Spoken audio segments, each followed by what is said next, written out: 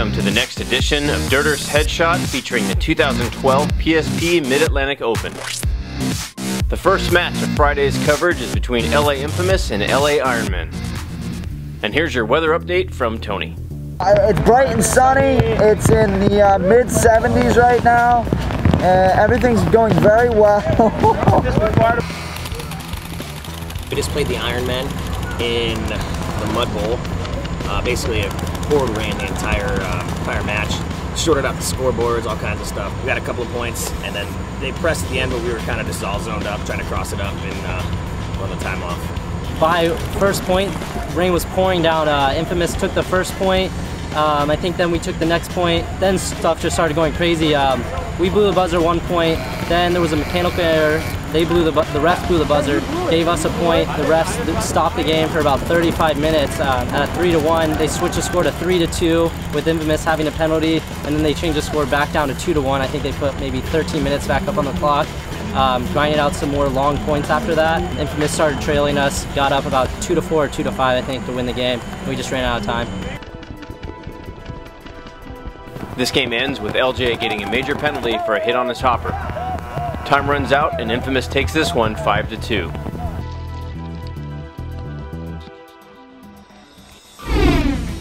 Next up is Houston Heat versus Seattle Thunder. The rain continued to come down and Blake Barham busts out his fisherman hat.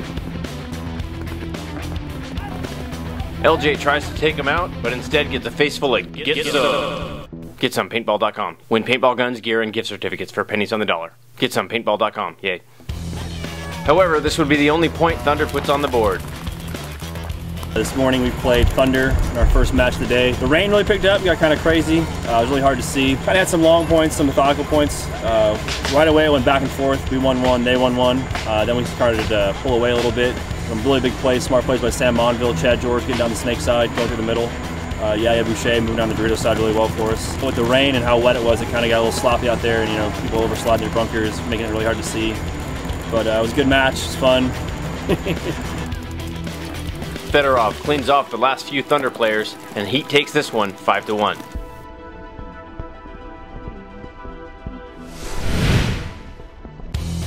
The next game is Chattanooga CEP versus Omaha Vicious.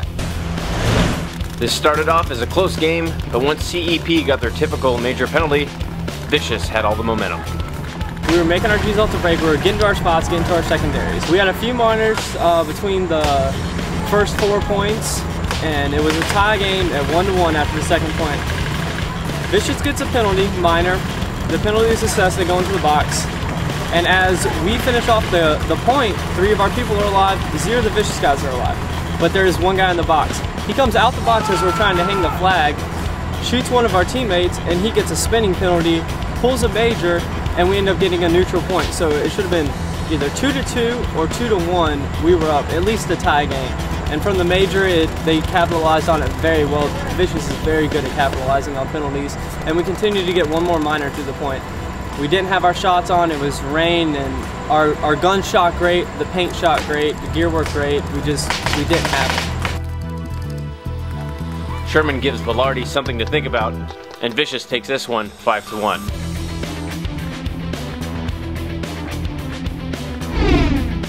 Up next is LA Infamous versus Seattle Thunder. There were 2 long points in the first point. It was like 7 minutes long. We went up 1-0 and then 2-0 followed by another long point. So basically we just had an early lead on them with those long points. They didn't leave them much game time left, so they tried to fight back, but we basically just held our lane strong. They were stacking a lot of guys kind of in the back centers, gain a G, and then kind of running down the field on us. I felt like we were trying to do the same thing as them, kind of stay in our primary bunkers and shoot out of it and then move. But by that time, they were already at the 50s and locking us off, so when we moved, we just get G'd out. We were good on penalties. We only got 1. That was on me for overshooting a little bit, so it was good, but we could do better. Infamous gives Seattle the skunk.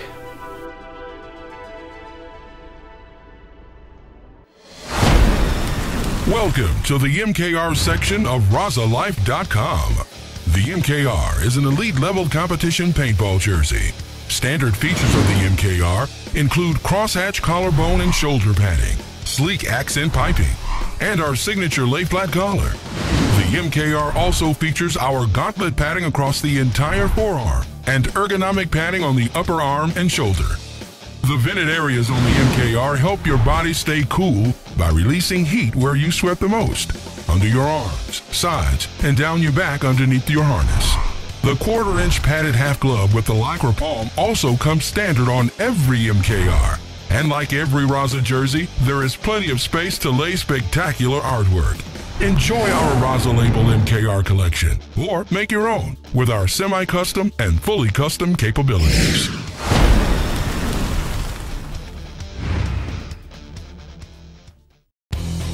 Our next match is LA Ironman versus Omaha Vicious. The Ironmen did a great job hitting their lanes on the break and trapped Vicious in their bunkers.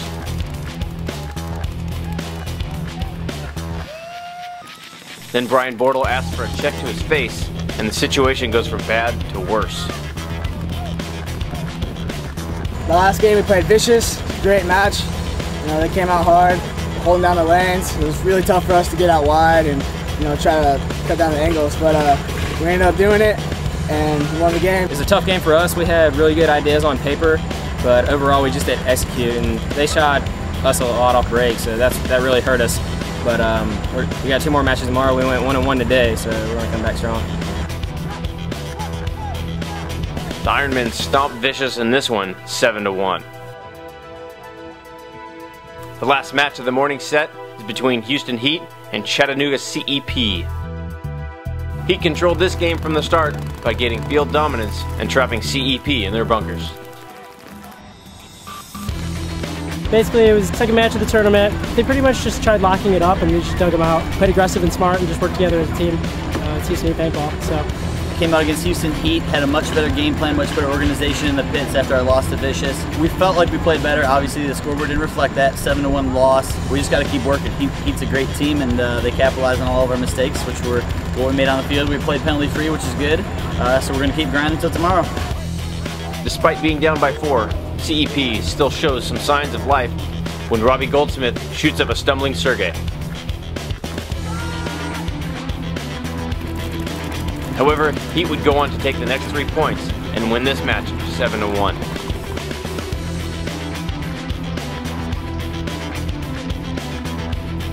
Starting off the afternoon games, we have San Diego Dynasty versus Tampa Bay Damage.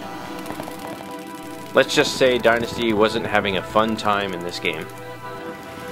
We just got done playing Damage. It's a pretty ugly game. I mean, it was probably the ugliest game we ever played. We really need to buckle down and change a lot of things up. It sucks, because we were up almost every point. We had the advantage, and we just getting shot out of our bunker or just making dumb moves into their guns. Everyone knows Damage just sits back and shoot those lanes, and we couldn't capitalize.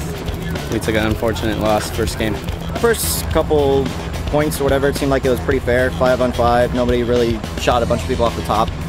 We started moving down the field a little bit, started getting those kills. We ramped up we won the first 2 points, and we just continue on from there. Our biggest thing right now is just talking to each other, just constantly rolling our guns and making clean moves. It's good and it's bad to 7-0 people. I mean, you got a good deficit, you feel like you beat somebody down, but sometimes you don't know what you did wrong. So that's what it is, and we're 1 up right now. We got 3 more.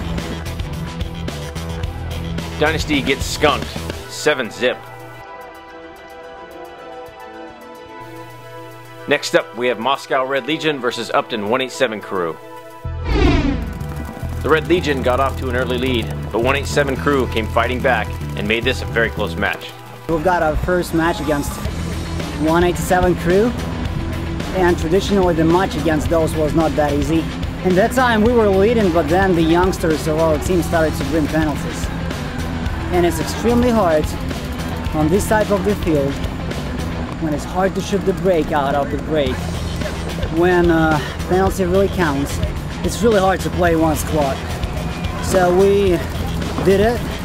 We did it because we are on the high class, but those guys are dangerous. Those guys are gritty. Those guys got talent. And believe me, next season they will be a dangerous power. We just got off the field playing Russian Legion. Hard fought battle, you know, came to 4-4, lost it in overtime. As you can see, that's where we need to work our hardest, is those last minute points, and that's Russian Legion's bread and butter. I think we played really well. First match of the day, so we've got a few more games today, and that's what we're looking forward to. The Russians win the overtime point and take this 5-4.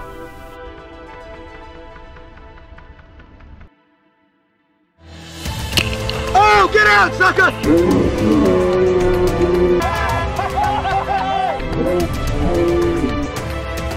Bye, sucker! Night, night!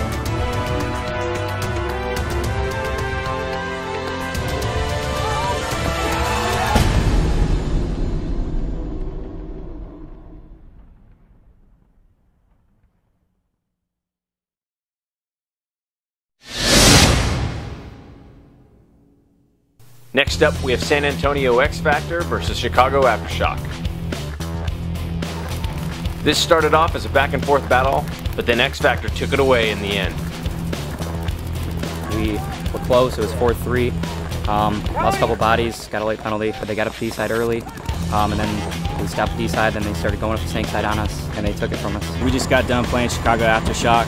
At the very beginning, we went back and forth a little bit. We were making some sloppy pushes, gave them some easy games. And then towards the end, we started to pull away. Both the teams stayed out of the box, so it was a pretty fair game. Actually, I think they got one penalty. But we stayed out of the box, which is always an accomplishment for us. And yeah, ended up beating them 7-3. We play Tampa Bay Damage next. In the last point, Stuart Rigel gets a major penalty for playing on, and X Factor takes this one 7-3.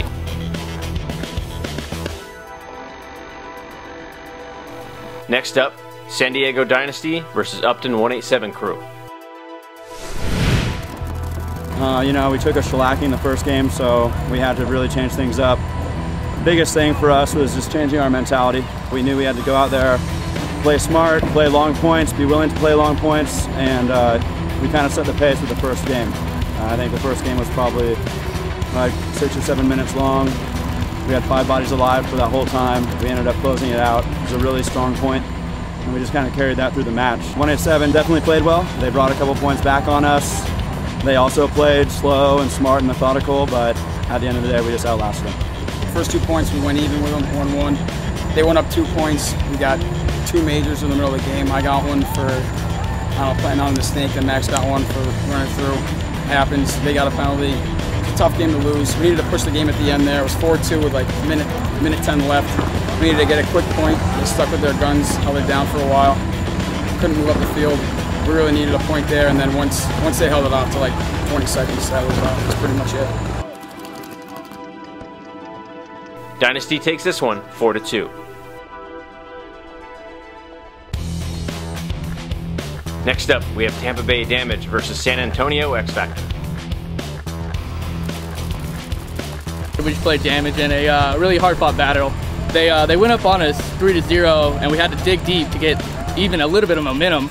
We came back, I think it was 6-4 or 6-5 or something. We went out for one more point with like 2 or 3 minutes left, and we just couldn't pull it out. So it was a really hard-fought battle. They played great. We tried to, play good also, but they just kept shooting us off the break and kept getting wide on us. So yeah. We just got done playing San Antonio X Factor. I think we came in a little too confident, a little too cocky, beating Dynasty 7-0, and X Factor had some good quick points against us. We were kind of not necessarily on our heels, but they won 1 or 2 back-to-back, and then we came back and won at the end. In the last point, Archie tries to make something happen, but instead gets tripped by the bunker and is left in the open on a kamikaze mission. He fails, but manages to distract Damage enough to shoot Jacob Edwards in the back of the head. He's not very happy about this, but Damage still takes this match 7-4.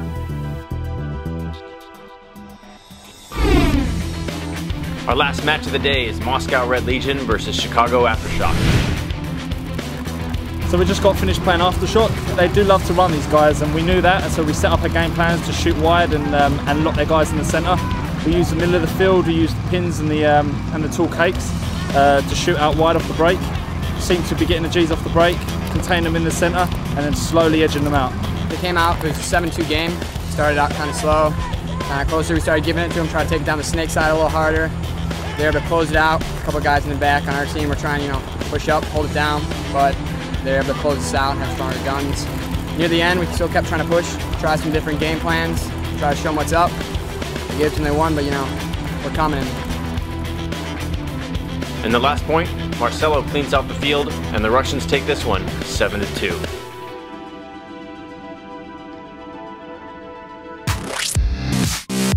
Support these headshots by heading over to GetSomePaintball.com. Try to win yourself a new gun. Or head over to Rosalife.com and pick up an MKR jersey with extra padding. Let's face it, you need all the help you can get. Receive a discount by entering code DIRTER when checking out. Thanks for watching.